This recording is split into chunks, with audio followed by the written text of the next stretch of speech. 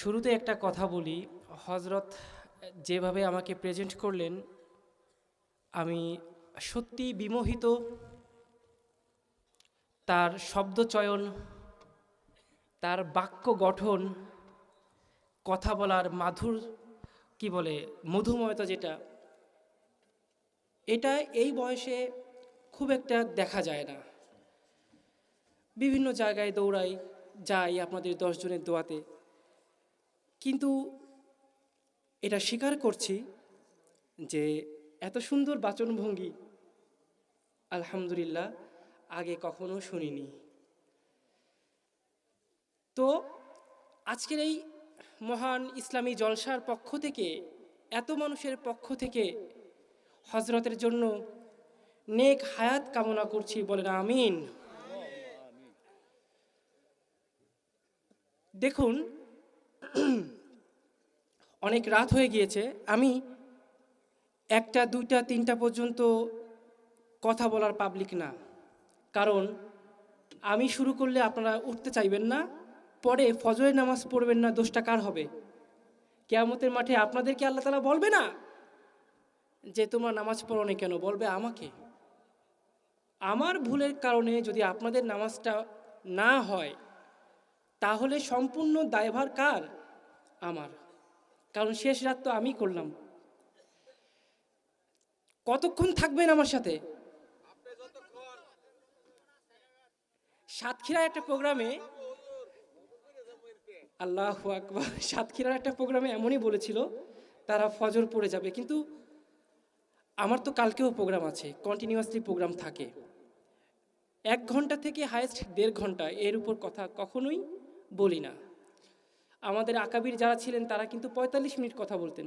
তাদের কথা অনুযায়ী 45 মিনিট পরে আমাদের ধ্যান ধারণা অন্য জায়গা চলে যায়। 45 মিনিট পর্যন্ত একজনের প্রতি মনোযোগ থাকে, সেখানে 1 ঘন্টা বা হায়েস্ট 1 ঘন্টা 10 মিনিট আলোচনা করব। সাথে থাকবেন তো?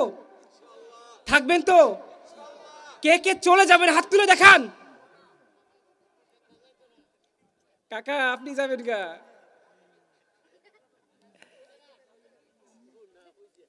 আমরা যা ওয়াদা করি তা কিন্তু রাখি না। আমরা ওয়াদা করেছিলাম, বড় বড় আলেমদের পিছনে আছি, তারা ইসলামী হুকুমত কায়েম করার জন্য এগিয়ে গিয়েছিল, ঠিক কিনা? কিন্তু এ কথা এখন স্পষ্ট হয়ে গিয়েছে, জনগণ শুধু পিছন থেকে, কি বলে, আমরা বলি উমতে ধুয়ো দেয়, মানে আগুনের মধ্যে ফু দিলে ধোঁয়া বাড়ে না, সেটা দেয়। অর্থাৎ আলেমরা যখন ইসলামী ইমারত কায়েম করতে গিয়ে আজকে জেলখানার কাল কুঠরিতে পড়ে জীবনযাপন করছে, আজকে তাদের পাশে আমরা কেউই নাই। অথচ এই একসময় আমরাই বলেছিলাম, হুজুর আপনাদের পক্ষে আছি, আপনি এগিয়ে চলুন, ঠিক কিনা? আপনারা ওয়াদা করেছেন শেষ পর্যন্ত থাকবেন, মোনাজাত হুজুর করবেন, আমিও থাকবো তখন। আপনারা কিন্তু কোথাও চলে যাবেন না, থাকতে হবে কিন্তু। সাউন্ডটা চেকিং করবো এবার, হ্যাঁ সাউন্ড।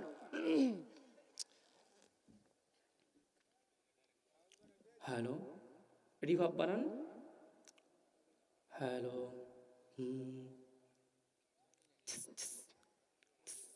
ইকো দিন। যাদের হৃদয়ে আছে আল্লাহর ভয়, ভয়, ইকো আটু দিন।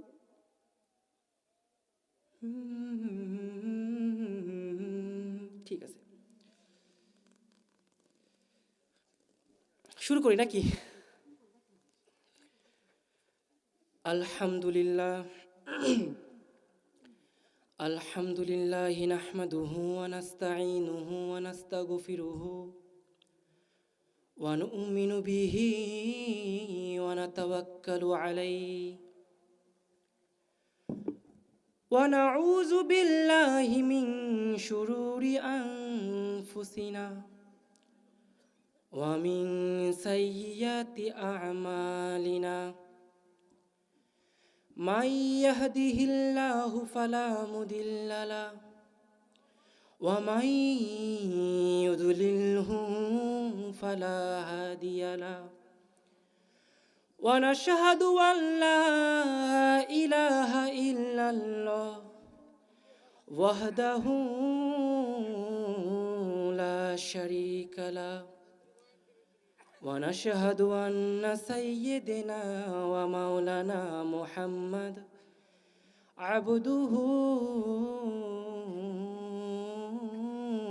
ورسوله أرسله بالحق بشيرا ونذيرا وداعيا إلى الله بإذنه وسراجا منيرا মাঝখানে একটা কথা বলি, আমাকে মেরে ফেলার জন্য অনেক চেষ্টাই করা হয়েছে, অবশেষে বান মারা হয়। বান বুঝেন? বান কাকে বলে? কুফরি কালাম করে না, একটা মারছে আধা পাগল করে দেওয়ার জন্য। ছাত্র জীবনে আধা পাগল হয়ে গিয়েছিলাম। করুণ ইতিহাস, যদি বলি আমি তো কাঁদবো, আপনারাই কেঁদে ফেলবেন। তারপরে পারলো না, অবশেষে মেরে ফেলার জন্য পরপর 2টা বান মারলো, যেটা সাধারণ কাউকে মারলে বেঁচে থাকার কথা না। আজকে 18টা বছর আমি এই অসহ্য যন্ত্রণাময় বান বয়ে বেড়াচ্ছি। তাই আপনি জানবেন, যদি আপনাকে বান মারা হয়, আপনার কিন্তু মুখের উচ্চারণ আস্তে আস্তে ধ্বংস হয়ে যাবে, আপনি কথা বলতে পারবেন না, তাই না? আমার ক্ষেত্রেও ঠিক এমনটাই হয়েছে। অনেক সময় কোরআন তেলাওয়াতে একটু অশুদ্ধতা হয়ে যায়, যদি ভুল হয় ক্ষমা করে দিবেন তো। আমি কিন্তু মৃত্যু পথযাত্রী একটা মানুষ, ইমানের জোরে বেঁচে আছি, জানি না কখন চলে যাব, কখন ফুল অ্যাটাক করে বসবে। নবীকেও তো করা হয়েছিল, সুতরাং বানকে অস্বীকার করার কোনো উপায় আছে? নাই। ভুল ত্রুটিগুলো ক্ষমা করে দিবেন, পারবেন না? আলহামদুলিল্লাহ। সবাই অন্তর থেকে পড়ুন, আল্লাহুম্মা সাল্লি আলা সাইয়্যিদিনা মাওলানা মুহাম্মদ। আওয়াজ হবে, ওয়া আলা আলি সাইয়্যিদিনা। একটু চাকে বলেন বলেন, আল্লাহুম্মা সাল্লি আলা সাইয়্যিদিনা মাওলানা মুহাম্মদ ওয়া আলা আলি সাইয়্যিদিনা।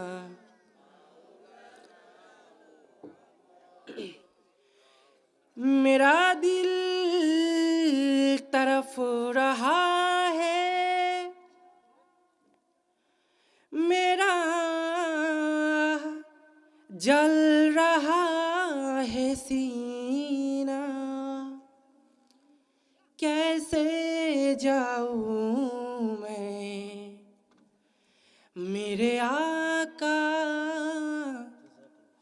जहाँ है मदीना, कैसे जाऊं मैं मेरे आका जहाँ है मदीना। अल्लाहुम्मा सल्ली अला, जोड़े,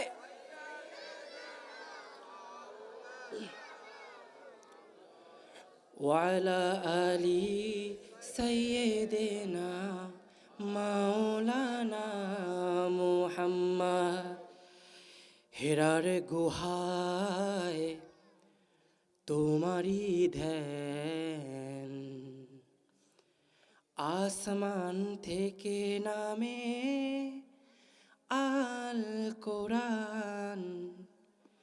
হেরার গুহায় তোমারি ধ্যান, আসমান থেকে নামে আল কোরআন। ভাঙলো সবার ভুল তোমারই পরে, আসলো সবাই ছায়া তলে। হে রাসূল তোমাকে ভুলি আমি কেমন করে, হে রাসূল তোমাকে ভুলি আমি কেমন করে। আল্লাহুম্মা সাল্লি আলা,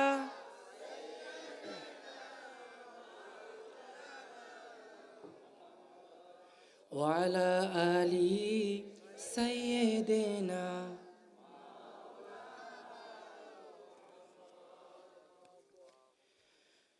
আলহামদুলিল্লাহ। চন্দনিয়াটা বাংলা বাজার, রাবেয়া বস্রি মহিলা মাদ্রাসা ও জামে মসজিদ চন্দনাহাটা, কাটুপওয়ালা মুক্তাগাছা মোমেন শাহী এর উদ্যোগে ঐতিহাসিক তাফসিরুল কোরআন মাহফিল আজ 24 ডিসেম্বর 2023 রবিবার। আজকের এই মহিমান্বিত জলসার সম্মানিত সভাপতি, আমার পূর্বে মুআজ্জাজ উলামা ইকরাম যারা আপনাদের সামনে কোরআন এবং হাদিস থেকে মূল্যবান তাকরির পেশ করেছেন, আর যারা আমার সামনে উপস্থিত রয়েছেন দিন দরদি ভাইরা এবং পর্দার আড়ালে আমার মা ও বোনেরা, সবাইকে অন্তরের অন্তরস্থল থেকে আরও একবার জানাচ্ছি আসসালামু আলাইকুম ওয়া রাহমাতুল্লাহি ওয়া বারাকাতুহু। আমার নবী বলেন, হেই শোনো, তোমরা যারা ইসলামিক জলসায় যাচ্ছ তারা শোনো, তোমাদের পিছনে যত গুনাহ আছে সমস্ত গুনাহকে ক্ষমা করে দেওয়া হলো। সুবহানাল্লাহ। শুধু তাই নয়, গুনাহকে ক্ষমা করে সেই গুনাহের স্থানকে সওয়াব দ্বারা পরিপূর্ণ করে দেওয়া হলো। সুবহানাল্লাহ।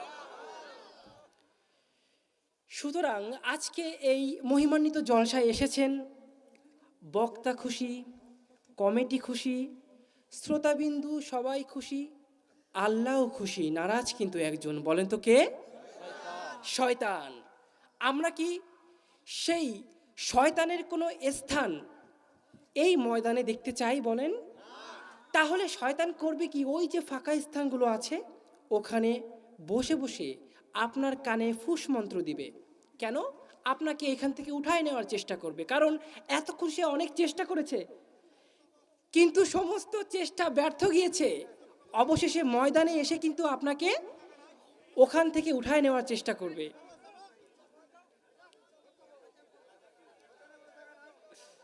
আলহামদুলিল্লাহ। এগিয়ে আসবেন জিকিরের তারে তারে, লা ইলাহা, জোরে লা ইলাহা, লা ইলাহা ইল্লাল্লাহ, লা ইলাহা, লা ইলাহা ইল্লাল্লাহ, মুহাম্মাদুর রাসূলুল্লাহ। সাউন্ড ভাসবে ভাই, সাউন্ড ভাসবে। লা ইলাহা ইল্লাল্লাহ, মুহাম্মাদুর রাসূলুল্লাহ। কোনো খালিক নেই তুমি ছাড়া, কোনো মালিক নেই তুমি ছাড়া, কোনো মাবুদ নেই তুমি ছাড়া, কোনো মাশুক নেই তুমি ছাড়া। ঠিক কি না? এই জীবনে তোমার মতো আপনার কেউ নাই, এখানে ওখানে সবখানে শুধু তোমাকে খুঁজে বেড়াই। তোমার ফিকির মন হয় উতলা, লা ইলাহা, জোরে লা ইলাহা, লা ইলাহা ইল্লাল্লাহ, মুহাম্মাদুর রাসূলুল্লাহ, লা ইলাহা ইল্লাল্লাহ, মুহাম্মাদুর রাসূলুল্লাহ।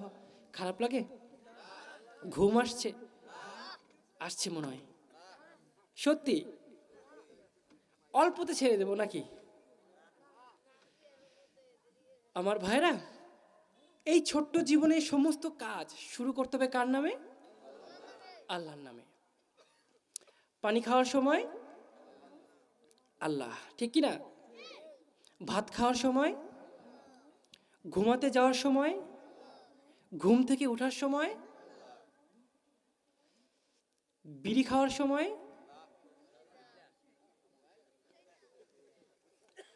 আলহামদুলিল্লাহ, আমরা যারা নেশার সাথে সম্পর্কিত রয়েছি ছেড়ে দেব, কারণ এই জীবনটা কোনো ফালতু বিষয় না। আজে বাজে কোনো জিনিস খেয়ে আপনি আপনার জীবনটা ধ্বংস করবেন, এর অনুমতি আল্লাহ দেয়নি, ঠিক কি না? এই জীবনটা কার জন্য?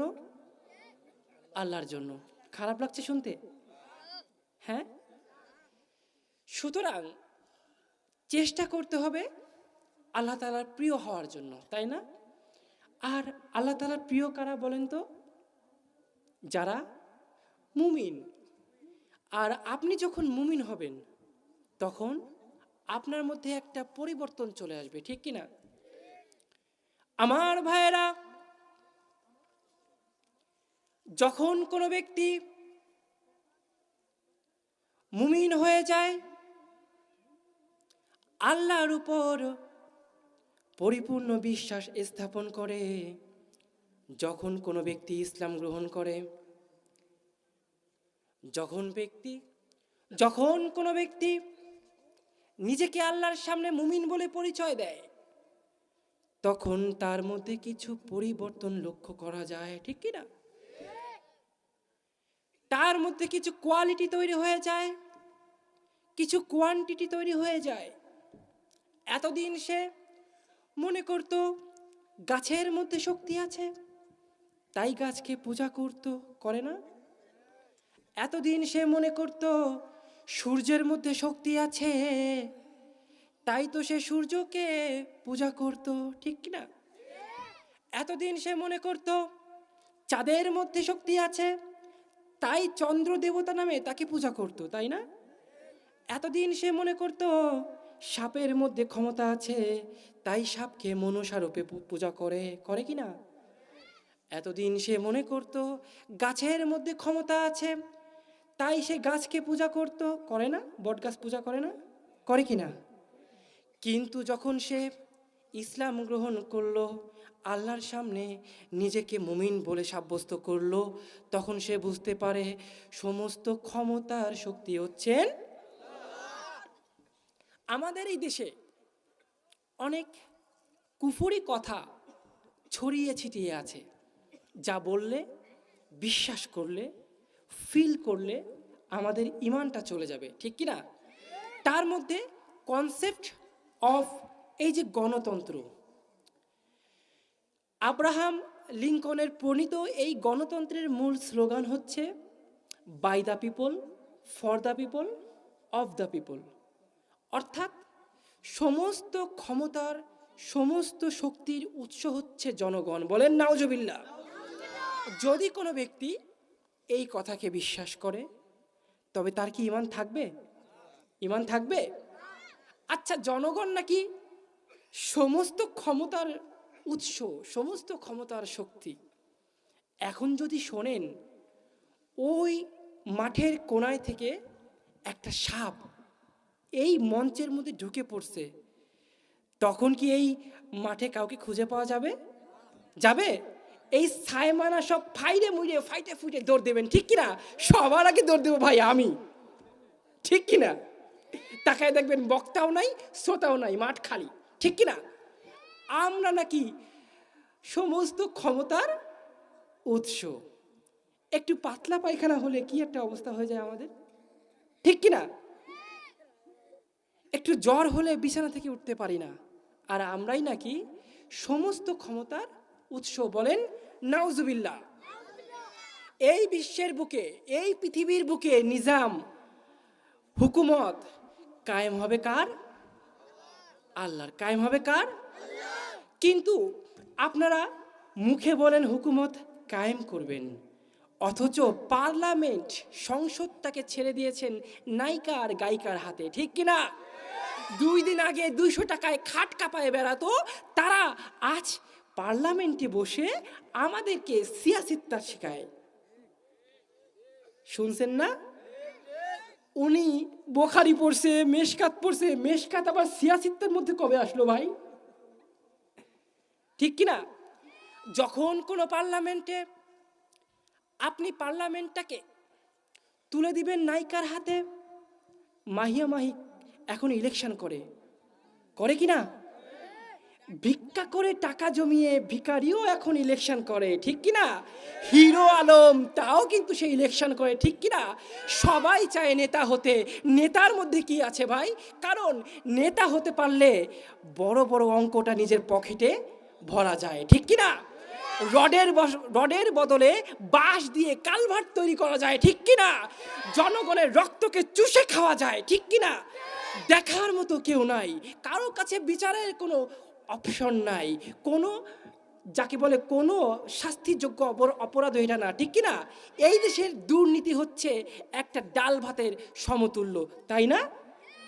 দুর্নীতি করলে যারা দুর্নীতিবাজ তাদের তো ভয় থাকা উচিত, আমার শাস্তির আয়তায় আসতে হবে, তাই না? দুর্নীতিবাজ যখন গ্রেপ্তার হয়, যেই পুলিশ তাকে গ্রেপ্তার করে ওই পুলিশ নিজেও একটা দুর্নীতিবাজ, ঠিক কি না? ওই পুলিশ যাকে হ্যান্ডেল করে, অর্থাৎ ওই পুলিশ যার হাতে তুলে দেয়, সেই থানার সবাই হচ্ছে কি দুর্নীতিবাজ। ওই দুর্নীতিবাজের যে মামলাটা লড়ে সেও চরম ঘুষখোর, ঠিক কি না? একটা উকিল কি দেখাতে পারবেন ঘুষ ছাড়া আছে? বলেন কি হবে? লেখালেখি কলমবাজির এই মহড়া, সমাজের সত্যি কথা যদি না যায় তুলে ধরা, ঠিক কি না? আজকে এই যে মিডিয়া, এত মিডিয়া, সত্য কথা কি একটাও পান? সময় চ্যানেলে দেখলাম পুরো দেশে নাকি অবরোধ হচ্ছে না। এই দেখে আমি গেলাম বাস স্ট্যান্ডে, কারণ আমার মাহফিল ছিল। ও আল্লাহ, বাস স্ট্যান্ড এই সায়দাবাস গাবতলিতে গিয়ে দেখি একটা মাছিও ওড়ে না, ঠিক কিনা? তাহলে আপনার সামনে যে খবরটা প্রেজেন্ট করা হচ্ছে সব কিছুই নাটক, ঠিক কিনা? কি হবে? লেখালেখি কলমবাজির এই মহড়া, সমাজের সত্যি কথা যদি না যায় তুলে ধরা, যদি ওই ঘুষের বলে কলমটা উল্টো চলে, যদি ওই ঘুষের বলে কলমটা উল্টো চলে, তবে কি যাবে রুখা সমাজটাকে, ঠিক কিনা? কি হবে বেঁচে থেকে অযথা বিদ্যা শিখে যদি না গড়তে পারি শোষণবিহীন সমাজটাকে, ঠিক কিনা? আজকে বিদ্যালয়ের দিকে তাকান, কলেজের দিকে তাকান, আহা কি অবস্থা, সেটা বলার আর প্রয়োজন হয় না, তাই না?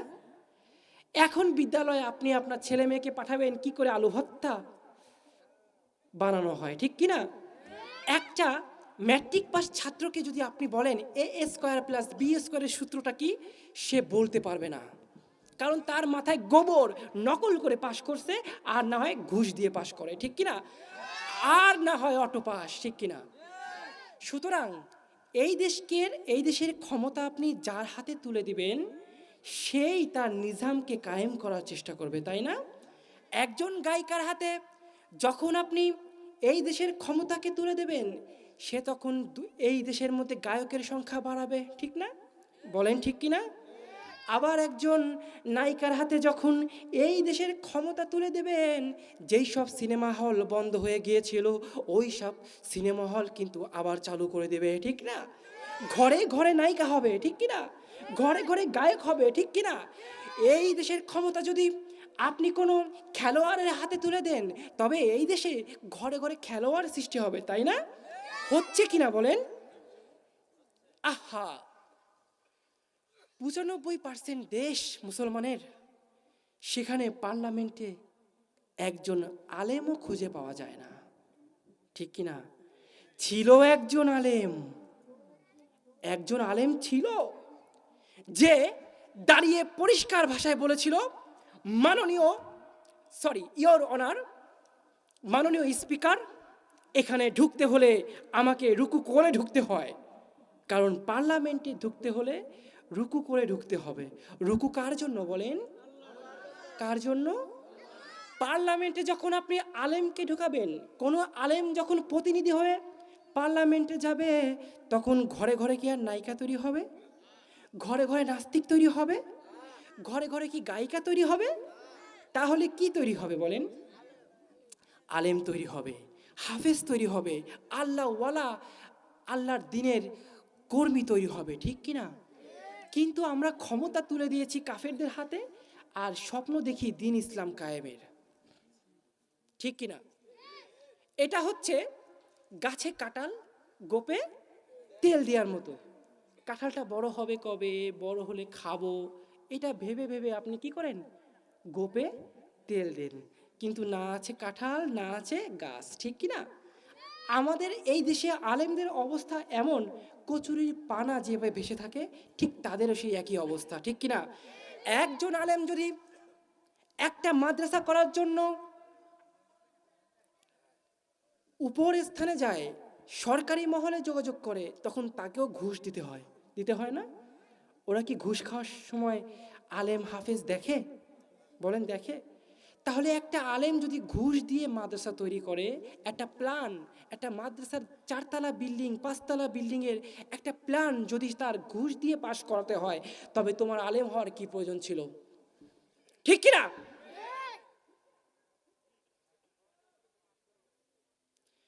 সুতরাং এই কথা পরিষ্কারভাবে বুঝে নিন, আগামী 20 বছরেও এই দেশে ইসলাম কায়েম হবে না,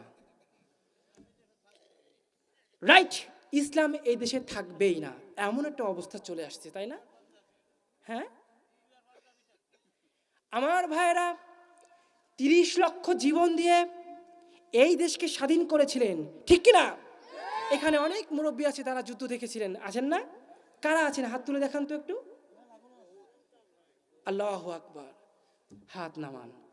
30 লক্ষ, আপনি দেখেন নাই তো ভাই? এই যে এই যে এই যে আপনি তো দেখেন নাই, হাত তুলেন কেন? হ্যাঁ, তাইলে তো মুক্তিযোদ্ধা সার্টিফিকেট আপনার দেওয়া দরকার। আমার ভাইয়েরা, 30 লক্ষ জীবনের বিনিময়ে এই দেশকে স্বাধীন করেছিলেন নায়িকা গায়িকাকে পার্লামেন্টে যাওয়ার জন্য, নাকি এই দেশে ইসলাম প্রতিষ্ঠা হবে সেই জন্য? বলেন, এই দেশের মানুষ ইবাদত করবে, ইবাদতমুখী হবে সেই জন্য না? তাহলে প্রশ্ন, 30 লক্ষ জীবনের বিনিময়ে এই দেশকে স্বাধীন করেও আজকে কেন দাদা বাবু, রাম বাবুদের কাছে আমাদের মাথা ঠেকাতে হয়? তাদের গোলামি কেন করতে হয়? আমাদের স্বভাবই এরকম, অন্যের পাচাটা, তাই না? ঠিক কি না? অথচ এই দেশে লক্ষ লক্ষ মুসলমান জীবন দিয়েছিল শুধুমাত্র এই দেশের মুসলমান যেন পরিপূর্ণভাবে ইবাদত করতে পারে, তার ইমান আমল নিয়ে বাঁচতে পারে, তাদের মা বোনের ইজ্জত আবরুর নিরাপত্তা যেন দিতে পারে, ঠিক কি না? সুতরাং এই কথা পরিষ্কার, কথা একটাই, যে এই দেশের ক্ষমতায় থাকবে তাকে মুসলমানদের জান মাল এর পাশাপাশি তাদের ইমানের হেফাজত করতে হবে, ঠিক কি না? মুসলমানদের ইমানকে ধ্বংস করে কেউ এই দেশের ক্ষমতায় আসতেও পারবে না, থাকতেও পারবে না, ঠিক কি না? খারাপ লাগছে? খারাপ লাগছে? আহা, এত বড় একটা রাষ্ট্র, এত বড় একটা দেশ, ইবাদত করার মতো মানুষ পাওয়া যায় না, অথচ এই জীবনটাই ছিল শুধুমাত্র ইবাদত করার জন্য, ঠিক কি না? জিন্দেগি মে বন্দেগি তু করনা হে, जिंदगी में बंदगी तू करना है, जिंदगी बे बंदगी शर्मिंदा है, जिंदगी बे बंदगी शर्मिंदा है, ठीक है ना? दुनिया में हो दुनिया का तलबगार न हो, बाजार से गुजरना हो खरीदार न हो, दुनिया में हो दुनिया न हो, बाजार से गुजरना हो खरीदार ना हो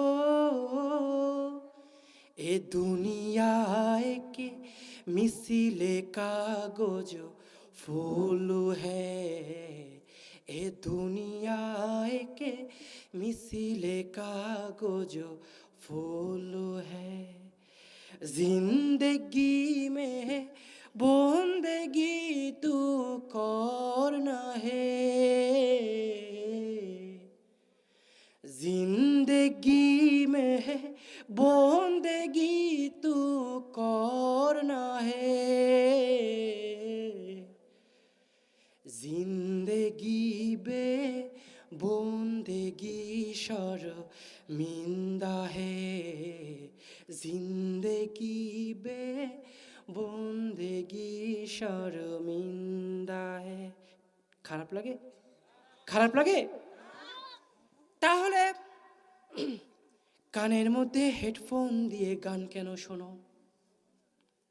ও আমার যুবক ভাইরা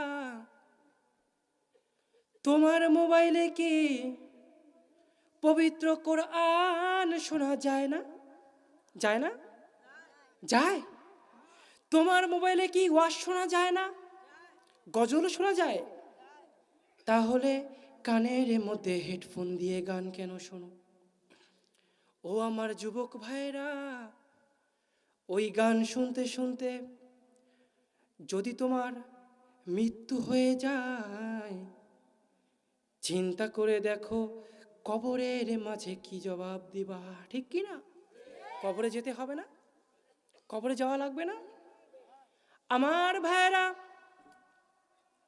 এই পৃথিবীতে তোমাকে পাঠানো হয়েছিল কেন তুমি তো ভুলে গিয়েছো দুনিয়ামুখী হয়ে গিয়েছো দুনিয়ার কাজকর্ম নিয়ে ব্যস্ত আছো আল্লাহর দিকে ফিরে তাকানোর সময় তোমার নাই অথচ এই পৃথিবীতে তোমাকে পাঠানো হয়েছিল শুধুমাত্র ইবাদত করার জন্য ঠিক কি না আল্লাহ তাআলা বলছেন ওয়ামা খলাকতুল জিন্না ওয়াল ইনস ইল্লা লিয়াবুদুন আমি জিন আর মানুষকে সৃষ্টি করেছি শুধুমাত্র ইবাদত করার জন্য কি জন্য ভাই খারাপ লাগে খারাপ লাগে তাহলে কানের মধ্যে হেডফোন দিয়ে গান শুনতে শুনতে তুমি ঘুমিয়ে পড়ো ওই ঘুম যদি তোমার আর না ভাঙে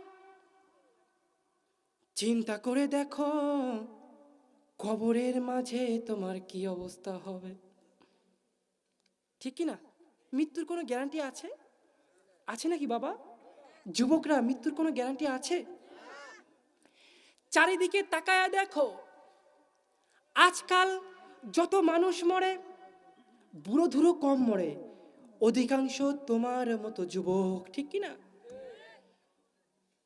রাস্তায় গাড়ির নিচে পড়ে মরল কে তোমার মতো যুবক পানিতে ডুবে মরল কে তোমার মতো যুবক আগুনে পুড়ে মরল কে তোমার মতো যুবক গলায় ফাঁসি দিয়ে মরল কে তোমার মতো যুবক ঠিক কি না কিন্তু তুমি জানো কি এই যে মৃত্যু তোমার হচ্ছে এই মৃত্যুর কারণ কি তুমি জানো জানো না কি যুবক জানো জানো না কারণ যুবক বয়সটা শুধুমাত্র ইবাদত করার জন্য সৃষ্টি করা হয়েছে তাই না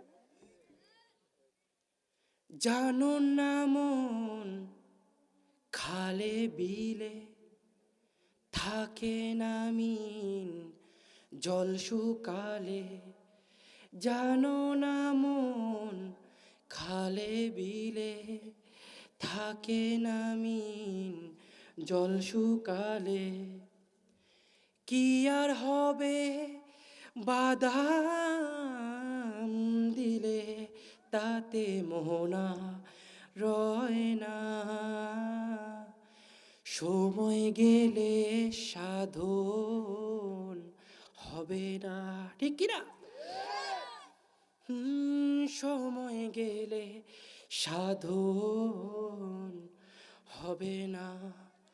তুমি দিন থাকিতে দিনের সাধন কেন করলা না?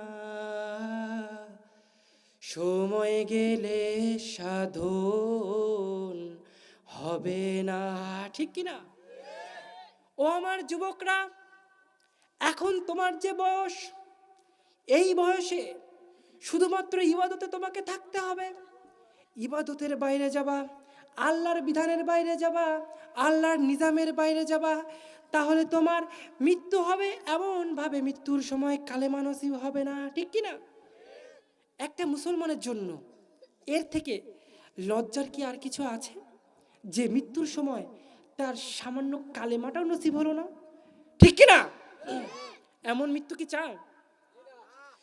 মা বুধু শেষ দেখাটা মা বাবা সন্তানেও দেখে না। মা বুধু শেষ দেখাটা মা বাবা সন্তানেও দেখে না। এমন মরণ মাওলা তুমি কাউকে দিও না। এমন মরণ মাওলা তুমি কাউকে দিও না। ঠিক কিনা? ও আমার যুবকরা, একটু চিন্তা করে দেখো, তোমাকে কেন সৃষ্টি করা হলো? আল্লাহ তাআলা বলছেন, ওয়ামা খলাকতুল জিন্না ওয়াল ইনসা ইল্লা লিয়াবুদুন।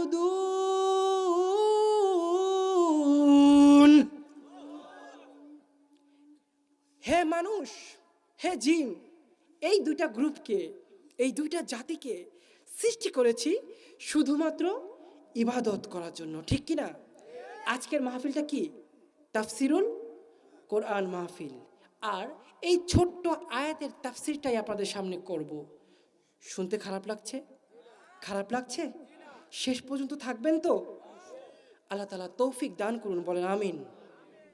আমার ভাইরা, আল্লাহ তাআলার সাথে যখনই তুমি বেয়াদবি করবা, আজানের আওয়াজ যখন কানে আসে, আজানের আওয়াজ শুনে তুমি গেলে না মসজিদে, তুমি আল্লাহর সাথে বেয়াদবি করলে, তাই না? যুবক বয়সে তুমি দুনিয়ার সব কিছু করতে পারলে, কিন্তু পবিত্র কোরআন পড়ার সময় তোমার হলো না। আছে না নাই এমন অনেকে যে কোরআনটাও পড়তে পারে না? আছে না? আছে কি না? ও আমার যুবকরা, একটু চোখ বুঝে চিন্তা করো। তুমি হঠাৎ মারা গিয়েছ, তোমার পরিবার তোমার লাশটাকে কাঁধে করে কবরের দিকে ছুটছে। মানুষ মারা যাওয়ার 24 ঘন্টা পর্যন্ত সে বুঝতে পারে না সে মারা গিয়েছে। তার ব্রেন এটা ক্যাপচার করতে পারে না যে সে কি মারা গিয়েছে। ঠিক কি না? আমার যুবক ভাইয়েরা, তুমি মারা গিয়েছ, তোমার লাশকে খাটিয়ায় শোয়ানো হয়েছে, আর তুমি পাশে দাঁড়িয়ে চিৎকার করে বলছো, ও বাবা, আমার লাশকে কেন, আমাকে কেন খাটিয়ায় শোয়াইছ? আমাকে কাঁধে করে কোথায় নিয়ে যাচ্ছ? আমি তো বেঁচে আছি, আমার দিকে ফিরে তাকাও। এমন কথা তুমি চিৎকার করে বলতেছো, চিৎকার করে বলছো তুমি, আমাকে কোথায় নিয়ে যাচ্ছ? কিন্তু তোমার কথা কারো কানে ঢোকে না। ঠিক কিনা? ও আমার যুবকরা, এইভাবে যখন তোমাকে কবরে রাখা হবে, কবরে রেখে যখন 40 কদম তোমার আত্মীয় স্বজন বন্ধু বান্ধব সরে আসবে, তখনই তোমার জন্য কি অবস্থা হয়ে যাবে চিন্তা করে দেখো। এই দুনিয়া ছাড়িয়া কোথায় যাইবা ভাগিয়া, এই দুনিয়া ছাড়িয়া কোথায় যাইবা ভাগিয়া, মরণ তোমায় লইবে ঘিরি যতই করো বাহানা, চিন্তা করে দেখো না কবরে কি যাইবা না। ঠিক কিনা? চিন্তা করে দেখো না কবরে কি যাইবা না।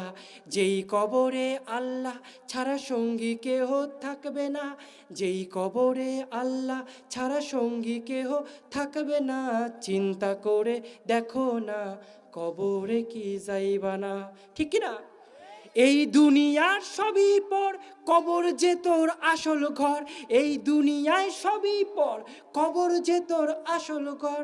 মরণ তোমায় লইবে ঘিরি যতই করো বাহানা, মরণ তোমায় লইবে ঘিরি যতই করো বাহানা, চিন্তা করে দেখো না কবরে কি যাইবা না, চিন্তা করে দেখো না কবরে কি যাইবা না। যেই কবরে আল্লাহ ছাড়া সঙ্গী কেহ থাকবে না, যেই কবরে আল্লাহ ছাড়া সঙ্গী কেহ থাকবে না, চিন্তা করে দেখো না কবরে কি যাইবা না। ঠিক কি না? ও আমার যুবকরা, কবরের মধ্যে তোমাকে রাখা হয়েছে, সবাই চলে গিয়েছে, হঠাৎ করে তোমার রূহ তোমার শরীরের ভিতর ঢুকে গেল। সাথে সাথে কবরের চারপাশ থেকে দিছে এক চাপ। কি দিছে ভাই? চাপ দিছে। এমন চাপ দিছে যুবক, তোমার হাড় গোড় পিষে গেছে, চূর্ণ বিচূর্ণ হয়ে গেছে। ঠিক কিনা? এইটা হচ্ছে প্রথম শুরু হলো কেবল। খারাপ লাগছে? ও আমার যুবকরা, তোমার জীবনের এই যে আযাব শুরু হয়ে গেল, এই আযাব চলতে থাকবে কিয়ামত পর্যন্ত। ঠিক কিনা? তুমি যদি যুবক বয়সে ইবাদত না করো, যদি নামাজ কালাম না পড়ো, তাহলে মৃত্যুর সময় তোমার সাথে আর কেউ যাবে না, যাবে এই আমলগুলো, তাই না? কিন্তু তোমার তো ইবাদতে মন নাই, তোমার খালি গান শুনতে ভালো লাগে, আর হাতে আছে একটা মোবাইল, আছে না? তুমি সারাদিন এই মোবাইলে কি টেপো ভাই? সারাদিন কি টেপো? তুমি যা টিপছো তোমার চোখ দেখছে না? তোমার আঙ্গুল সাক্ষী আছে না? আছে না, কি বলেন? তুমি যা দেখছো, তুমি যা টিপছো, যেখানে লাইক দিচ্ছ, সব কিছু লিখিত হয়ে যাচ্ছে। ঠিক কি না? কিয়ামতের মাঠে এই সব কিছু তোমার বিরুদ্ধে সাক্ষী দেবে। তখন পাশে কেউ আর দাঁড়াবে না। ঠিক না? আমার ভাইয়েরা, মৃত্যুর সময় কালেমা নসিব হচ্ছে না আমাদের যুবকদের, তার দুইটা কারণ মূলত। কয়টা কারণ? একটা হচ্ছে আল্লাহর সাথে বেয়াদবি করা, আরটা হচ্ছে নিজের মা বাপের সাথে খারাপ আচরণ করা। ঠিক কিনা? এখন ভাই, বট গাছের থেকে বট গাছই বেরোবে, বাঁশ গাছ থেকে বাঁশ গাছই বেরোবে, তাই না? বাঁশের থেকে তো আর গোলাপ ফুল বেরোবে না, বেরোবে কি না? আপনি আপনার সন্তানকে যেমন লালন পালন করবেন, বুড়ো বয়সে ঠিক সন্তানের কাছ থেকে তেমনটাই পাবেন। ঠিক কিনা? ঠিক কিনা বলেন? আমাদের মা বাবারও অনেক দোষ আছে। আজকে রাস্তাঘাটে বেরোলে দেখা যায় কানে একটা হেডফোন দিয়ে তোমার আমার মতো যুবকরা কিভাবে নাচ গান করছে। এই আসার পথেও দেখলাম রেল স্টেশনে দাঁড়িয়ে দাঁড়িয়ে কানে হেডফোন দিয়ে টিকটক করে। টিকটক আছে না? টিকটক করে। অথচ এই টিকটক করতে গিয়ে কত মানুষ মারা গিয়েছে না? হ্যাঁ, হা, তুমি দুনিয়াতে কি এই জন্য আসছিলা? তুমি দুনিয়াতে কি এই জন্য আসছিলা টিকটক করবা আর এই অবস্থায় মারা যাবা? आए थे हम कुछ ना कुछ खरीदने को, जैसे रोशन हो मेरे कल्बो रूहो। आए थे हम कुछ ना कुछ खरीदने को, जैसे रोशन हो मेरे कल्बो रूहो। और न कोई चारा दो जहा में नहीं, और न कोई चारा दो जहा में नहीं। जिंदगी में है बंदगी तू करना है, जिंदगी में है बंदगी तू करना है।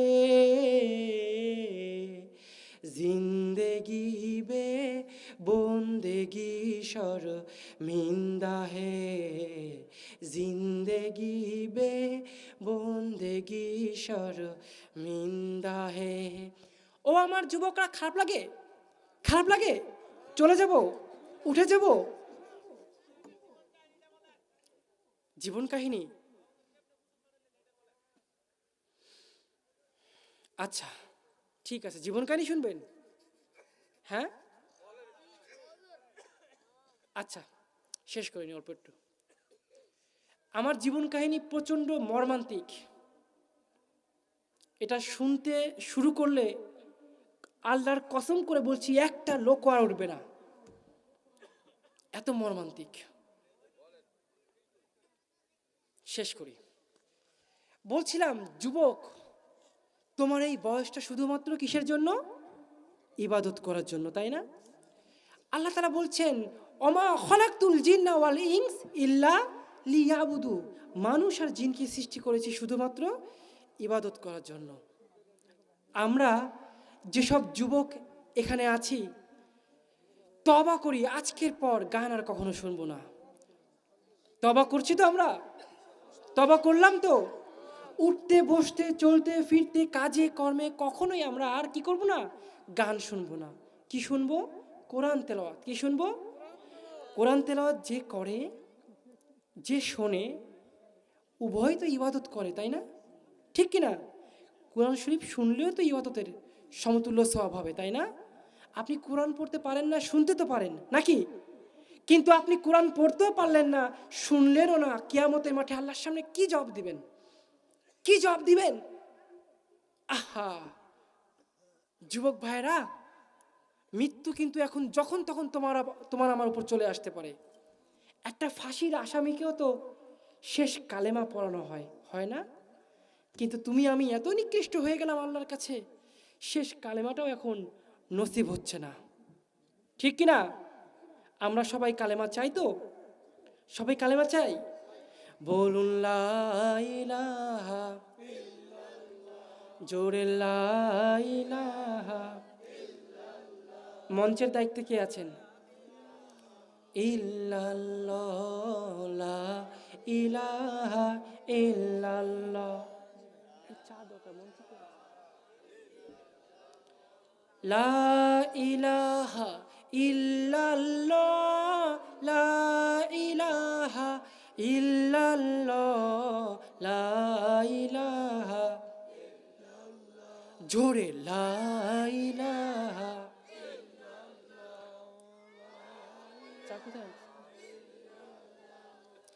লা ইলাহা ইল্লাল্লাহ, লা ইলাহা ইল্লাল্লাহ, লা ইলাহা ইল্লাল্লাহ, মুহাম্মাদুর রাসূলুল্লাহ, লা ইলাহা ইল্লাল্লাহ, মুহাম্মাদুর রাসূলুল্লাহ।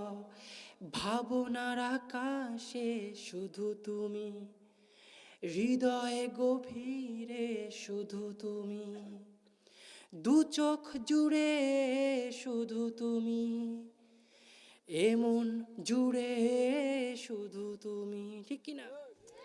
নেই কোনো ভয় দ্বিধা সংশয়, তুমি আমার রব। ঠিক কিনা? জীবনে মরণে তুমি ভরসা, তুমি আমার সব। তোমার জিকিরে মন হয় উতলা, লা ইলাহা, জোরে লা ইলাহা ইল্লাল্লাহ, লা ইলাহা ইল্লাল্লাহ, মুহাম্মাদুর রাসূলুল্লাহ, লা ইলাহা ইল্লাল্লাহ, মুহাম্মাদুর রাসূলুল্লাহ সাল্লাল্লাহু। তাহলে পাক্কা নিয়াত করলাম যে গান শুনবো না। আজকে বিশাল কোনো হাদিস বা আয়াত আমি আপনাদের সামনে বলিনি, ছোট্ট একটা মেসেজ দিলাম। এইটুক কি মানতে রাজি আছেন না আপনারা? এই গান আপনার কলবকে শক্ত করে দিচ্ছে, আপনার হার্ট, আপনার হৃদয়কে শক্ত করে দিচ্ছে। এই জন্য ইবাদতে আর মন বসে না, আজান শুনলেও আর সেদিকে মন ডাকে না, ঠিক কিনা? গান শুনতে শুনতে যদি মৃত্যু হয়ে যায়, চিরস্থায়ী জাহান্নামে চলে যাবেন ভাই, কারণ শেষবার তবাটাও কবুল হবে না। আমার সুতরাং গান আর কেউ শুনবো না, রাজি আছি আমরা সবাই? আমার জীবন কাহিনীতে যাচ্ছি, এক মর্মান্তিক ইতিহাস, যেটা 100%-এর মধ্যে 90% মানুষের পক্ষে সহ্য করা অসম্ভব। কারণ এই দেশে অসংখ্য মানুষ ইসলাম গ্রহণ করে না? সারা বিশ্বে অসংখ্য মানুষ মুসলমান হয়। তাহলে আমি আর স্পেশাল কি? আমি কি স্পেশাল কেন? সেই 2003 সালের কথা। কবে ভাই?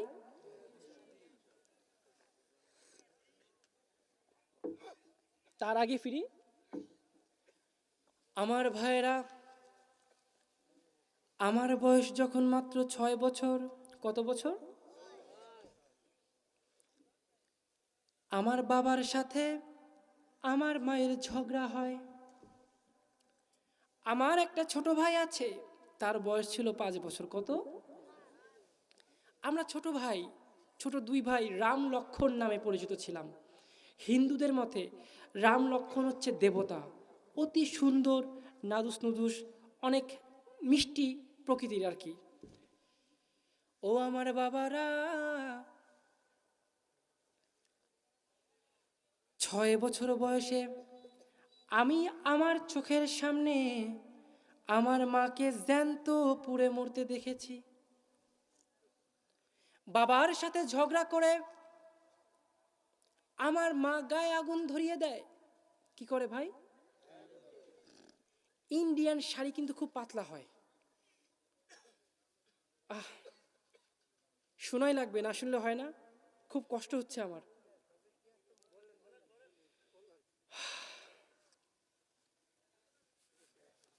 আমার বাবারা, মায়ের সাথে ঝগড়া হয়, বাবা চলে গেল সকালবেলা ভোরে মর্নিং ওয়ার্কে, দৌড়াতে যায় না, দৌড়াতে। আর আমার মা ঘরে ঢুকে দরজা আটকিয়ে গায়ে কেরোসিন দিয়ে আগুন ধরিয়ে দেয়। দ্বিতীয় তলায় জানলার কাছে বসে এই সমস্ত ঘটনা আমি নিজ চোখে দেখতেছি। বাবা তখন ছিল না। আমার ভাইয়েরা, আমার মা গায়ে আগুন ধরিয়ে দেওয়ার পরে ছটফট করতে থাকে। আমি ছোট মানুষ, বয়স কত? কতটুকু বা বুঝি? কতটুকু বুঝি বলেন? আল্লাহ! কিন্তু ওই দৃশ্য আমার এখনো মনে আছে। যত যত ছোটই আপনি হন না কেন, যদি কোনো অ্যাক্সিডেন্ট হয় ওটা কিন্তু আপনার মনে থাকবে, আপনার মেমোরি ওটা ধরে রাখে। আমার মায়ের চেহারা মনে পড়ে না, কিন্তু মা যে পুড়ে মরছে কিভাবে, ওইটা এখন আমার চোখের সামনে ভাসতেছে। আহ! জনম দুঃখী মা আমার জাহান্নামেই পড়তেছে, তার জন্য শত দোয়া করলেও কোনো লাভ হবে। কারণ মান কলা লা ইলাহা ইল্লাল্লাহ ফি দাখলাল জান্নাহ, যে ব্যক্তি কালেমা শরীফ পড়লো, সর্ষের দানা পরিমাণ ইমান তার ভিতর আছে, একদিন না একদিন সে জান্নাতে যাবেই, তাই না? কিন্তু ইমান নামের সম্পদ যদি তুমি নিয়ে মরতে না পারো, বড় বড় পীর সাহেবকে গুলায় খাওয়ালিও কোনো লাভ হবে? হবে না। এমনকি আমার নবী স্বয়ং নিজের দোয়া করলেও সেই দোয়া কবুল হবে না। আমার বাবারা, চোখের সামনে মা জ্যান্ত পুড়ে মরছে, আমার ছোট ভাই দেখছে, হাততালি দিচ্ছে আর নাচতেছে। ও তো বোঝে না, কিন্তু আমি তো বুঝতে পারছি আমার মা কি এমন একটা কাজ করে ফেললো। এই শেষ দেখাটাই আমি তাকে দেখছি, তাই না? পুড়ে যখন প্রায় ছাই হয়ে যায় তখন বাবা বাসায় আসে। আমি অনেক চেষ্টা করেছি, অনেক কেঁদেছি, অনেক ওই যে থাই গ্লাস ওটার উপর আঘাত করেছি, দরজায় আঘাত করেছি। ছোট মানুষ, আমার পক্ষে কি দরজা ভাঙা সম্ভব? বিশাল এরিয়া জুড়ে বাড়ি, আশেপাশে আমাদের নিজস্ব জমি, সুন্দর পার্কের সিস্টেম, তাই আশেপাশে বাড়িঘর ছিল না। প্রতিটা জায়গায় আমার বাবা যেহেতু হিন্দু ব্রাহ্মণ নেতা, কি বলেন, আপনাদের মধ্যে মুফতি থাকে না, পীর, আমি হচ্ছে সেই পীরের বংশধর। তো সব নেতারই শত্রু আছে না নাই? আছে না? বাবা যখন আসে বাসায় ফিরে, মাকে বাঁচাতে পারলো না, ওদিকে শত্রুরা যখন এই কথা গ্রামে ছড়িয়ে গেল, ইন্ডিয়া, কলকাতা, বারাসাত, আল্লাহ, তখন ওই এলাকার শত্রুরা মিলে বাবাকে পুলিশে ধরিয়ে দেয়। আমি তো ছোট মানুষ, আমার সাক্ষী গ্রহণ হবে? হবে না। ওরা বলে বাবা নাকি মাকে পুড়িয়ে মারছে। আবার আমি নাকি তখন সাক্ষী দিছিলাম এই পক্ষে যে বাবা নাকি পুড়িয়ে মারছে। কিন্তু হয়তো আমাকে দিয়ে বলানো হয়েছিল, হতে পারে না? ছোট মানুষকে যা শিখাবা তাই তো হবে। আমার বাবারা একদিকে বাবাকে জেলখানায় ধরে নিয়ে যাচ্ছে পুলিশ, অপরদিকে আমার মাকে খাটিয়ায় করে শেষ যতটুক বেঁচে আছে হিন্দুদের মধ্যেও কিন্তু কবর দেয়, দেয় না? যারা গলায় ফাঁসি দেয়, বিষ খায়, আগুনে পুড়ে মরে, আত্মহত্যা করে, এদেরকে মাটি চাপা দেয়, দেয় কি না বলেন? আপনাদের এলাকায় দেয় নাকি? হিন্দু আছে নাকি? আছে না? একদিকে মায়ের খাটিয়াটা নিয়ে যাচ্ছে, অপরদিকে বাবাকে পুলিশে ধরে নিয়ে যাচ্ছে। তখনকার সময় আমার আত্মীয় স্বজন কেউ, ভারত তো আর একটা দেশ না, ভারত ৩৮টা দেশ। কয়টা দেশ? ৩৮টা দেশ। সুতরাং বাবা মা, আমি, আমার ছোট ভাই, এই 4জন ছিলাম বাড়িতে, বাকি সবাই ভ্রমণে গেছিল। কই গেছিল ভাই? ওইখানে আমার পরিবারে আর কেউই ছিল না। আমার বাবারা, আমার মাকে যখন নিয়ে যাওয়া হচ্ছে কবরস্থানে, তখন আমরা দুই ভাই পিছনে পিছনে ছুটছি। সাদা কাফন পরাইয়া খাটে মায়েরে শোয়াইয়া, সাদা কাফন পরাইয়া খাটে মায়েরে শোয়াইয়া, মায়েরে তোমরা কই যাইতাছো লইয়া, ও গ্রামবাসী একটু দাঁড়াও মায়েরে দেখি, জনম ভুইরা মায়েরে দেখি, ও গ্রামবাসী একটু দাঁড়াও মায়েরে দেখি। আহ, শতবার বলা সত্ত্বেও তারা মাকে গিয়ে দাফন করে দেয়। আমরা দুই ভাই যখন বাসায় ফিরলাম, দেখলাম ঘরের জানলা দরজা সব ভেঙে ফেলেছে। কারা? শত্রুরা। তৎকালীন ভিসিআর ছিল। কি ছিল? ভিসিআর। ভিসিআর দেখছেন নাকি আপনারা? ভিসিআর দেখছেন? যারা মুরব্বী আছেন তারা দেখেছেন, তাই না? আর কাঠের বাক্সের সাদা কালো ছিল, মানে ছিল, টিভি ছিল বড়। তখন 24 ইঞ্চি টিভি মানে সবচেয়ে বড় টিভি। এখন তো 100 ইঞ্চি টিভি বিশাল বড় পাওয়া যায়, তাই না? ওই টিভি ফ্রিজ থেকে শুরু করে যা ছিল জনগণ সব নিয়ে গেছে। কি হয়েছে ভাই? নিয়ে গেছে। বাসায় এসে দেখি, বাথরুমে যাওয়ার বদনা পর্যন্ত নাই, সব এলাকাবাসী নিয়ে চলে গেছে। আমরা দুই ভাই প্রায় 7 দিন পর্যন্ত ভিক্ষা করে খেয়েছিলাম। মনে আছে সে কষ্টের দিনগুলো। আমার কষ্ট সেইখান থেকেই শুরু হলো। আমার কষ্ট কি সেখান থেকেই শুরু হলো। আল্লাহ তখন থেকে আমাকে কাঁদাচ্ছে, আজও আমি কাঁদি। রাস্তাঘাটে চলতে ফিরতে এইটা চিন্তা করি যে এই মুসলমানগণ খালি চিন্তা করে বছরে একটা গরু কুরবানি দেয়, তাতেই বিশাল কুরবানি দিয়ে দিছে, ঠিক না?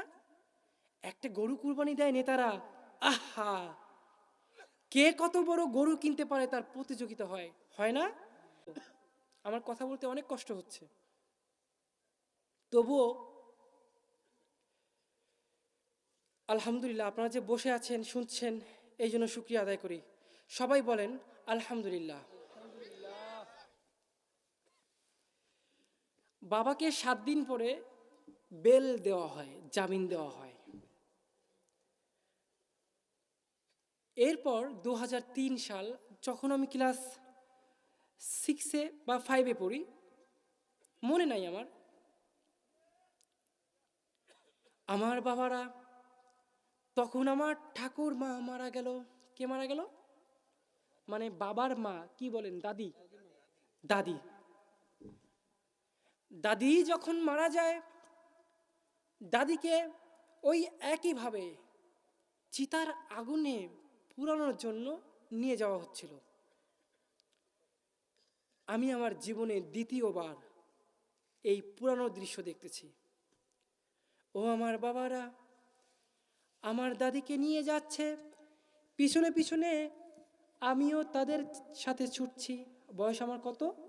11 কি 12 বছর। এরপরে যখন চিতায় শোয়ানো হলো, দেখছেন নাকি কেউ চিতায় কি করে পুরায়? কে কে দেখছেন হাত তোলেন তো।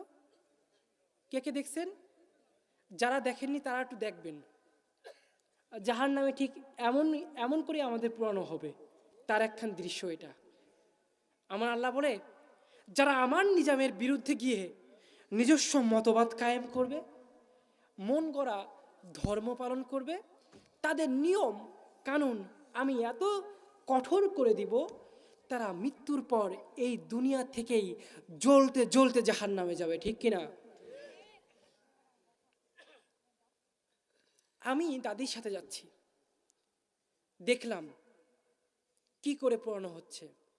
আহা, আমার বাবারা, যে মা আমাকে গর্ভে ধরেছে, তোমাকে গর্ভে ধরেছে, আমার বাবাকেও গর্ভে ধরেছে, সেই মায়ের মুখে আমার বাবারই আগুন দেওয়া লেগেছে। ঠিক কিনা?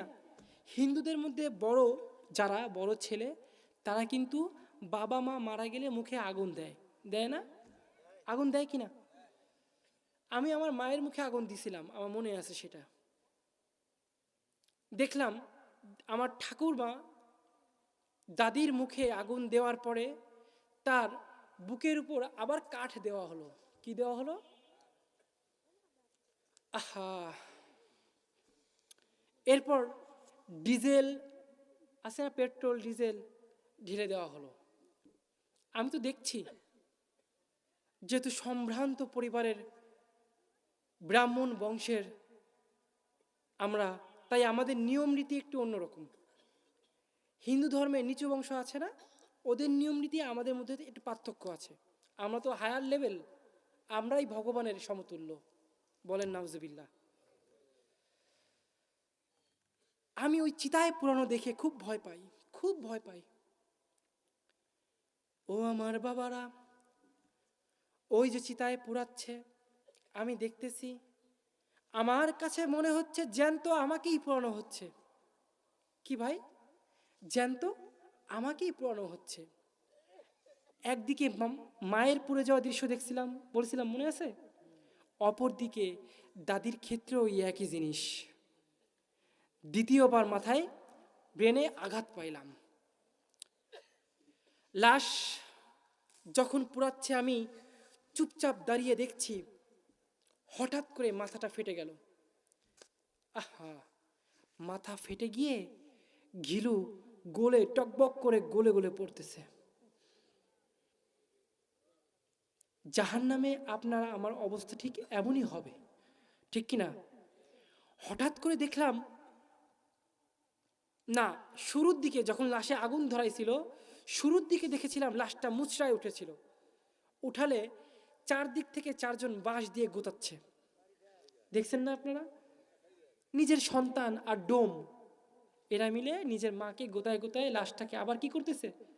ওই চিতায় শোয়াই দিচ্ছে। এর থেকে বড় অপমান কি আর হতে পারে বলেন? ওরা তো বোঝে না, ওরা তো বোঝে না। ওরা তো মনে করে আগুনে পুড়লে সমস্ত পাপ মোচন হয়ে যাবে, ওরা কি মনে করে? এই জন্য পুড়ে যাওয়াটা তাদের জন্য খুব ভাগ্যের বিষয়, অগ্নি দেবতা, ঠিক না? আহা, আমার বাবারা, কিছুক্ষণ পরে দেখলাম মাথা ফেটে গেল। মাথা ফেটে গিয়ে ওই গিরু টকবক করে নিচে পড়ছে। হঠাৎ করে তাকিয়ে দেখি তার চোখের মধ্যে আগুন কুণ্ডুলি পাকায় ঘুরছে, মুখটা হা হয়ে গিয়েছে, আর মুখের মধ্যে আগুন কুণ্ডুলি পাকায় ঘুরছে, পুরো কঙ্কালটা যেন লাশটা আমার দিকে তাকায় আছে। এমন একটা ভয়ঙ্কর দৃশ্য। আমি থরথর করে কাঁপছি এবং ওইখানেই আমার গায়ে জ্বর চলে আসে। কি হয় ভাই? গায়ে জ্বর চলে আসে। পুরানোর শেষে বাসায় ফিরে আসি, কিন্তু আমি যে ভয় পাইছি এটা আমি কাউকে বলতে পারতেছি না। একদিন কেটে যায়, 2 দিন কেটে যায়, যখনই ঘুমাই চোখের সামনে ওইটা ভেসে ওঠে। এক মর্মান্তিক অবস্থা। প্রায় 7 থেকে 8 দিন পর্যন্ত আমি ওই একই স্বপ্ন বারবার দেখতে থাকি। কিন্তু ছোটবেলা থেকেই আমি ছিলাম খুব মেধাবী আর ধর্মের পাগল। আর কি ছিলাম ভাই? ধর্মের পাগল। ও আমার যুবক ভাইয়েরা, বলছিলাম তোমার ওই কণ্ঠে আল্লাহর নাম তো নাও না, নাও। অথচ যখন হিন্দু ছিলাম তখনও হরে কৃষ্ণ হরে রাম, রাম রাম হরে হরে, এইটা আমি জপতাম। আমি কৃষ্ণের ভক্ত ছিলাম। আর যখন মুসলমান হলাম তারপর থেকে আমার মুখে জিকির লেগেই আছে, লা ইলাহা, জোরে লা ইলাহা, লা ইলাহা মুহাম্মাদুর রাসূলুল্লাহ ইল্লাল্লাহ, জোরে।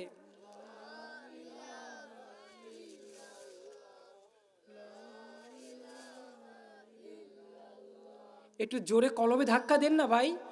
লা ইলাহা ইল্লাল্লাহ,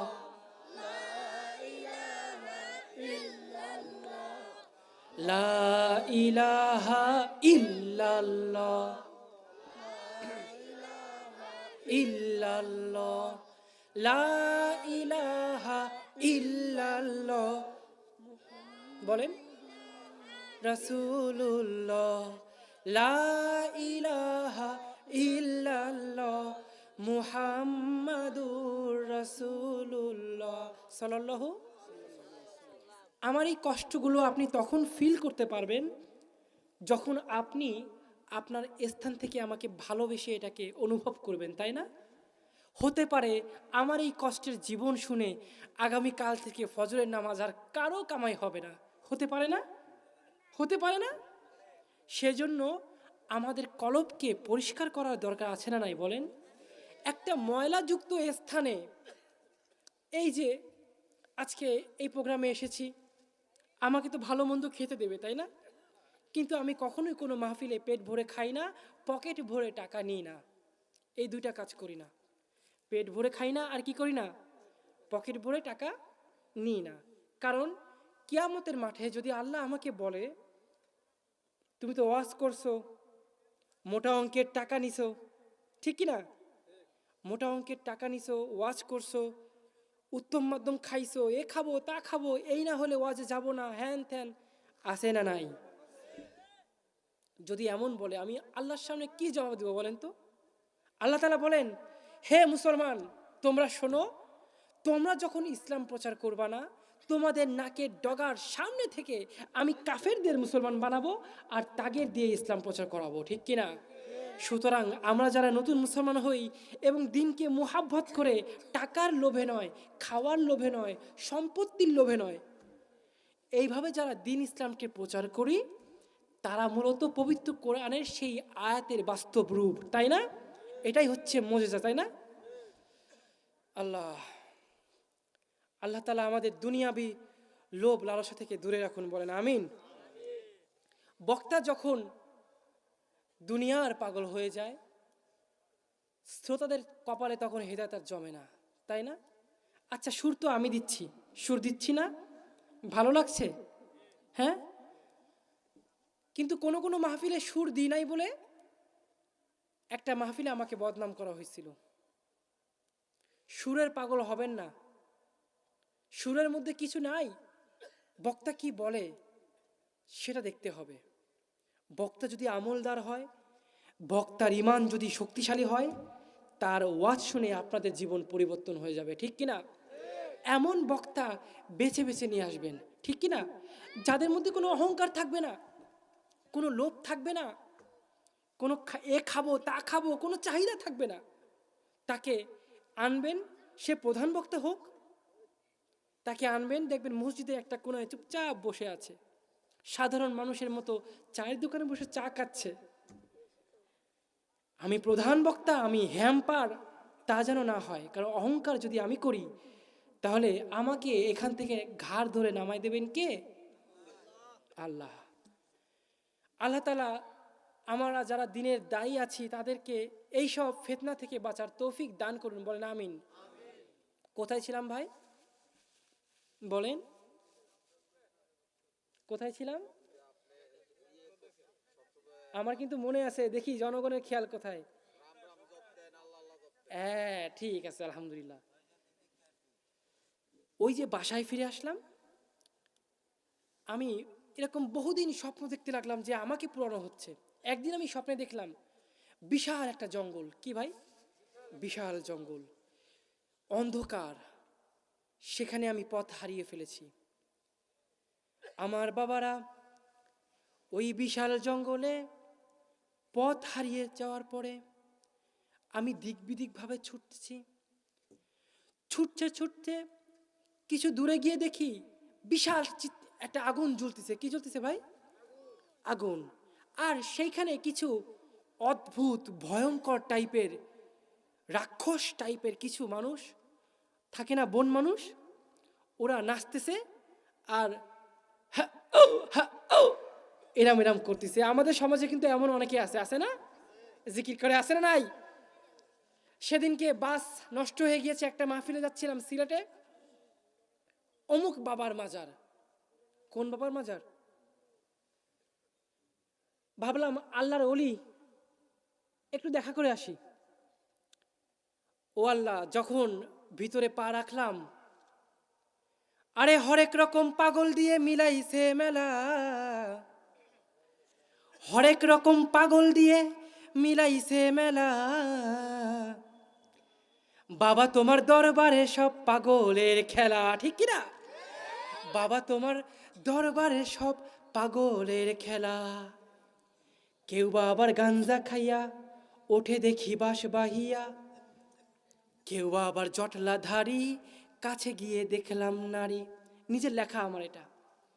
কেউ বা আবার গাঞ্জা খাইয়া ওঠে দেখি বাঁশ বাহিয়া, কেউ বা মাথায় জটলা ধারি কাছে গিয়ে দেখি নারী।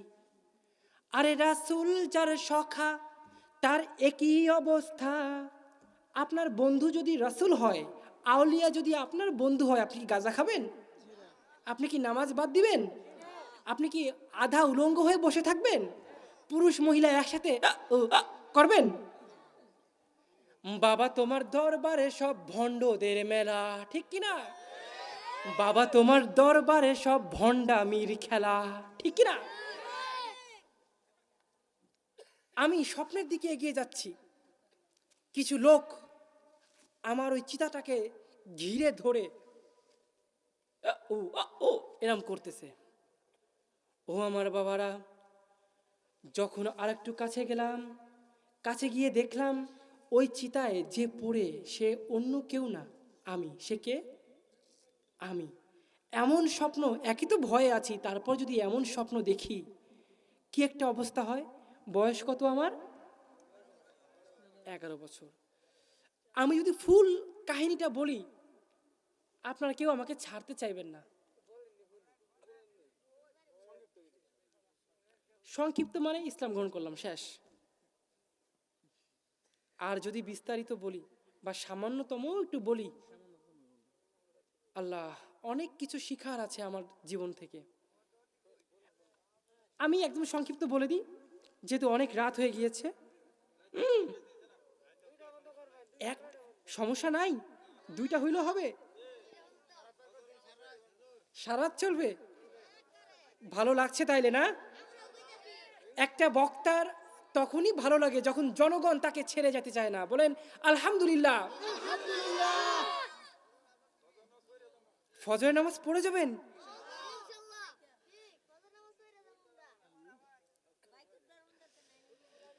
আল্লাহ কবুল করুন, বলেন আমিন। আল্লাহ তাআলা আমাদের সবাইকে কবুল করুন, বলেন আমিন। যে ইমানের স্বাদ আমি পেয়েছি সেই স্বাদ আপনাদের অন্তরে ঢেলে দিন, বলেন আমিন। স্বপ্ন দেখে আমি চিৎকার দিয়ে লাফিয়ে উঠি, অমনি বাড়ির বড় ছেলে আমি হচ্ছে বড় ঠাকুর। আমার পরে পীরের ছেলে কি হবে? পীর হবে।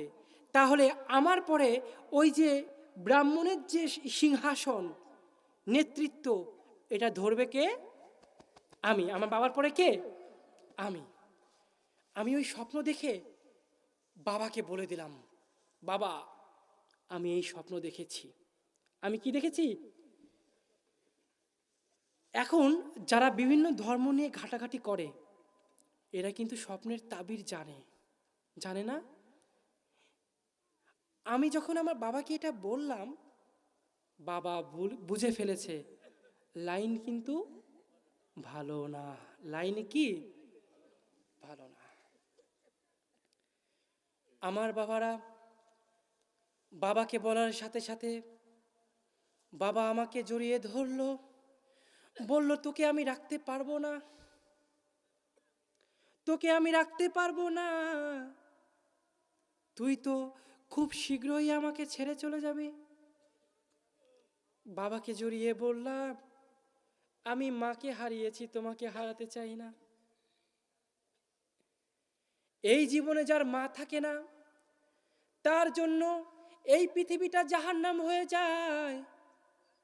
আমি মাকে হারিয়েছি, আমি আমার বাবাকেও হারাতে চাই না। কিন্তু আমার বাবা বলে, আজ থেকে বিভিন্ন ধর্ম নিয়ে পড়াশোনা তোমার জন্য বন্ধ। কি? এর আগে পড়ছি টুকটাক, কিন্তু আমরা যেহেতু ব্রাহ্মণ, আমাদের রিসার্চ করতে হয় বিভিন্ন ধর্ম নিয়ে, ঠিক কি না?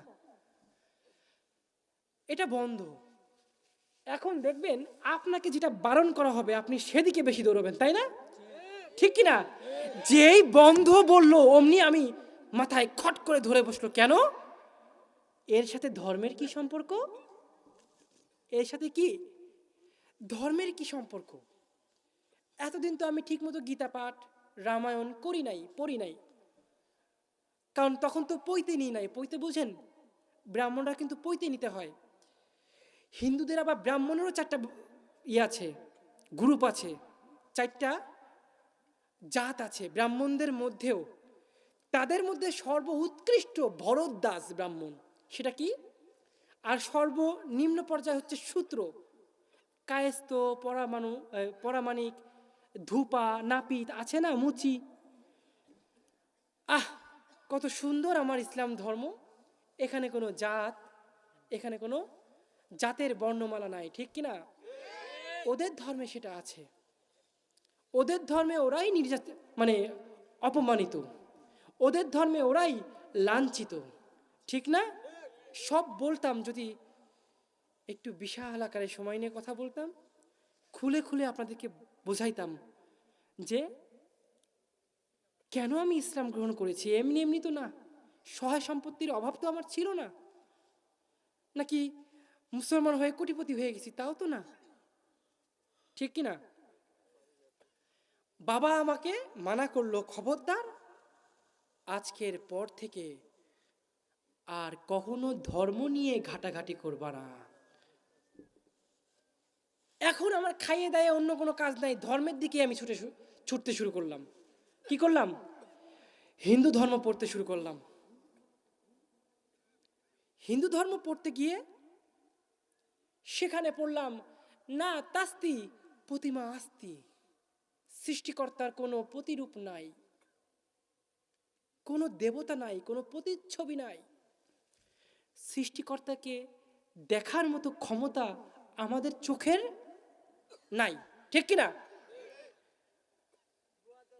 এইটা পড়েই, হ্যাঁ, এটা যখন পড়লাম বাবাকে প্রশ্ন করলাম, বাবা বলো কি হয়েছে? না তাস্তি প্রতিমা আস্তি, ঋগ্বেদ, যেটা অমান্য করার কোনো উপায় নাই, হিন্দু ধর্মেই লেখা আছে, হিন্দু ধর্মেই বলছে সৃষ্টিকর্তার কোনো রূপ নাই। তাহলে এই মূর্তিগুলো আইলো কেমনে? এই মূর্তিগুলো কারা, ঠিক কিনা? বাবাকে যে এটা বলছি, বাবার কলিজায় গিয়ে আঘাত লাগছে। বাবার কি এখনো অন্য ধর্মের কথা বাদ দিলাম, ইসলাম তো দূরের কথা, আমি হিন্দু ধর্ম দিয়েই বাবাকে ঘায়েল করে ফেলাচ্ছি। বললাম, বাবা তাহলে তুমি যে পূজা করো এত বড় রক্ষা কালী, কি কালী? কালী কিন্তু 4 প্রকার, শ্যামা কালী, রক্ষা কালী, তারা কালী, আর একটা যেন কি কালী আছে, চণ্ডালী, এরকম কি কালী আছে, মোট 4 প্রকার। তার মধ্যে ভয়ঙ্কর হচ্ছে রক্ষা কালী। ওই রক্ষা কালীকে দিয়ে আমাকে বান মারা হয়েছে। আল্লাহু আকবার। বাবাকে যেই প্রশ্ন করলাম, ছোট মানুষের মুখ থেকে এমন প্রশ্ন বাবা কল্পনাও করতে পারে নাই। আমি আমার মোবাইলের সবগুলো রেফারেন্স দেওয়া আছে, বের করি, ততক্ষণ একটু জিকির করবেন, আমি একটু চাও খেয়ে নেব। রাজি আছেন? একটু কলবটাকে পরিষ্কার করুন, বলুন লা ইলাহা, জিকির ধরেন, হচ্ছে জিকির ধরেন।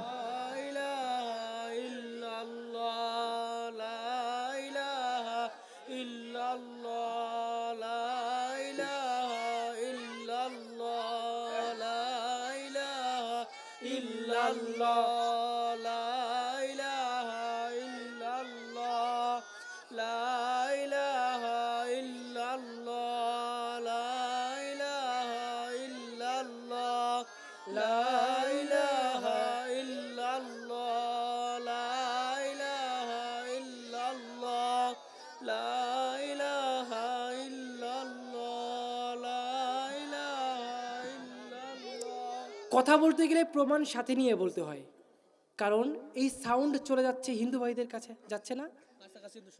হ্যাঁ, তারা তো প্রশ্ন করতে পারে, হুজুর আপনি মুসলমান হয়েছেন কেন? যদিও কোনো ধর্মের উপর আমাদের রাগ নাই, আছে? হিন্দু ভাইদেরকে আমরা ঘৃণা করব? তাদের সুখে দুঃখে আমরা পাশে দাঁড়াবো তো? তারা বোঝে না, তারা ভুলে আছে, তাদের প্রতি আমাদের মায়া মহব্বত আছে না বলেন? আমরা কি চাই কোনো হিন্দু ভাই নরকের আগুনে পুড়ুক? চাই বলেন? আল্লাহ তাআলা যেন এই গ্রামে যত অমুসলিম আছে তাদের সবাইকে ইসলাম গ্রহণ করার তৌফিক দান করুন, বলেন আমিন। আমরা চাই না কোনো একজন মানুষ জাহান্নামে পড়ুক, ঠিক কিনা? আমাদের বাড়ি কোথায় ভাই বলেন? আমাদের বাড়ি জান্নাতে, জান্নাতে তো ফিরে যাব। দুনিয়াতে আইছি কেন?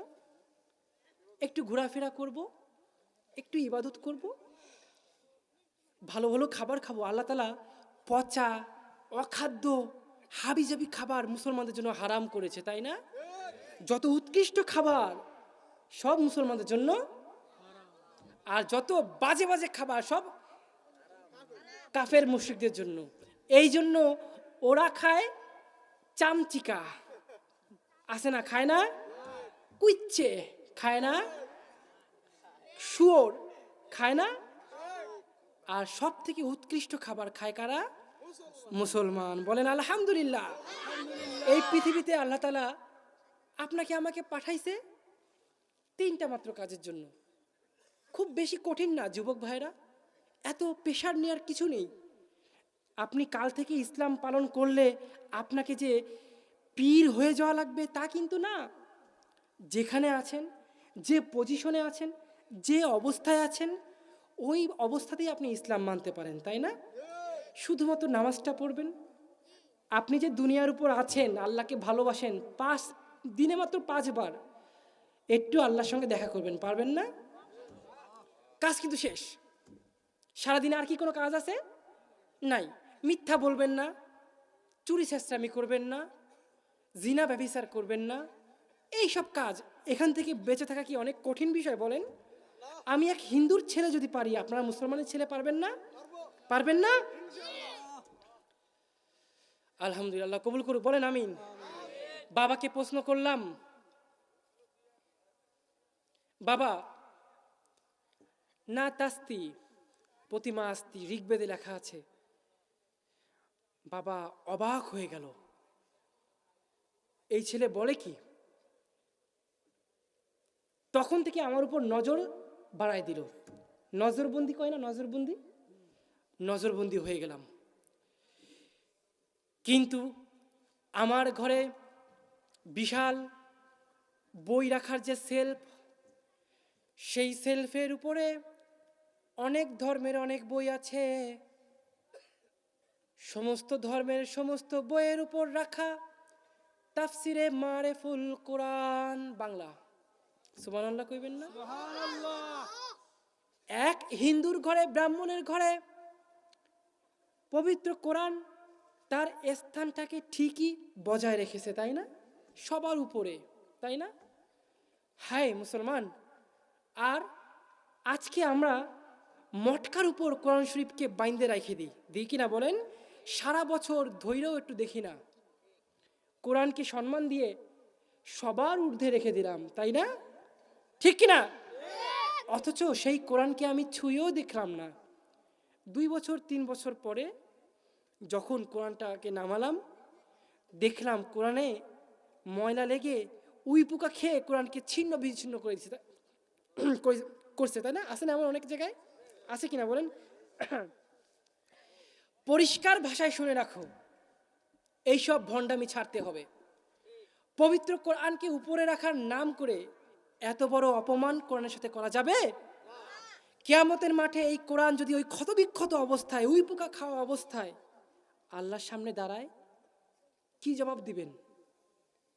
কি উত্তর দিবেন? উত্তর আছে কোনো? তাই আজকে যাদের মটকার উপর কোরআন আছে, নামিয়ে রেখে যেখানে রাখলে কোরআন হেফাজত থাকবে সেখানে রাখবেন, ঠিক আছে? সবার উপরে রাখতে হবে এমন কোনো কথা না। রাজি আছি আমরা? এরপরে আমার পড়াশুনো আরো বেড়ে গেল। আমি একে একে বাবাকে প্রশ্ন করতে লাগলাম। বাবাকে বললাম, ঈশ্বর মাত্র একজন, দ্বিতীয় আর কেউ নাই। লেখা আছে কোথায়? স্থানদজ্ঞ উপনিষদ অধ্যায় 6 অনুচ্ছেদ 2 পরিচ্ছেদ 1। কি লেখা আছে? ঈশ্বর একজন, যার কোনো প্রতিমূর্তি নাই। তাহলে গরুর পিঠে কতগুলো ঈশ্বর ওদের? 36 কোটি দেবতা। কতগুলো? বাবাকে বলতেছি আমি যে বাবা, ঈশ্বর যেখানে একজন, সেখানে একটা গরুর পিঠে কতগুলো? 36 কোটি দেবতা। এরকম কতগুলো গরু আছে পৃথিবীতে? কতগুলো গরুর পিঠে কত কোটি দেবতা আছে? হিসাব করেন তো। এমনিতেই মেইন যে পূজা, কালী পূজা, দুর্গা পূজা, সরস্বতী পূজা, এই তো গুণে শেষ করা যায় না। আবার 36 কোটি দেবতাও গরুর পিঠে আছে। কি বুঝলেন?